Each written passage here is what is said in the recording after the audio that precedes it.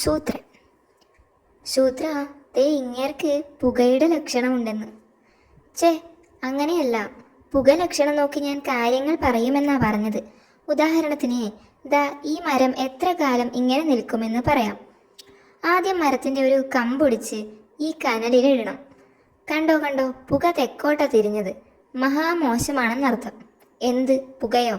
അല്ലെന്നേ, പുകശാസ്ത്രം അനുസരിച്ച് ഈ മരത്തിന് വലിയ ആയുസില്ല. പുക കിഴക്കോട്ട് തിരിയുന്നതാ ഉത്തമം. കിഴക്ക് സൂര്യൻ ഉദിക്കുന്ന ദിക്കാണല്ലോ. പുക എങ്ങോട്ട് തിരിയുന്നെന്ന് നോക്കിയാ ഞാൻ ഫലം പറയുന്നത്. ഏതായാലും സംഗതി കൊള്ളാം. ഓഹോ, അങ്ങനെയാണെങ്കിൽ എൻ്റെ സട വളരുമോ എന്ന് പുക ലക്ഷണം നോക്കി പറയാമോ? സടത ഇത്രയും വളരണം, മരുന്നൊന്നും ഫലിക്കുന്നില്ല. ലക്ഷണപ്പിശക് വല്ലതും ഉണ്ടോയെന്ന് നോക്കാം. സടയിലെ ഒരു രോമം തരാമോ? ഹോ, പുക തെക്കോട്ട് തിരിഞ്ഞു. ഹിഹി, കടിയൻ്റെ സടയുടെ കാര്യം കട്ടപ്പുക. കാറ്റു വീശുന്നത് കൊണ്ടായിരിക്കും. ഒന്നുകൂടി നോക്കടോ. പുകച്ചേട്ട, ഞങ്ങൾ ഗുഹയിൽ കാണൂട്ടോ.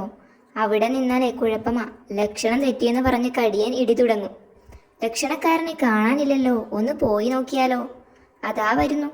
ഹോ, അങ്ങേര് പിന്നെയും ലക്ഷണം നോക്കിച്ചു. ഞാൻ നോക്കുന്നത് ശരിയായില്ലെന്നു അങ്ങേര് പറയുന്നത്. അവസാനം ഭാഗ്യത്തിന് കാറ്റ് വീശി പുക കിഴക്കോട്ട് തിരിഞ്ഞു. വാ, കാണേണ്ട കാഴ്ചയാ. ഇനി സടയ്ക്കു നല്ല കാലമാണെന്ന് പറഞ്ഞ് മൂപ്പര് സന്തോഷിച്ചിരിക്കുകയാ.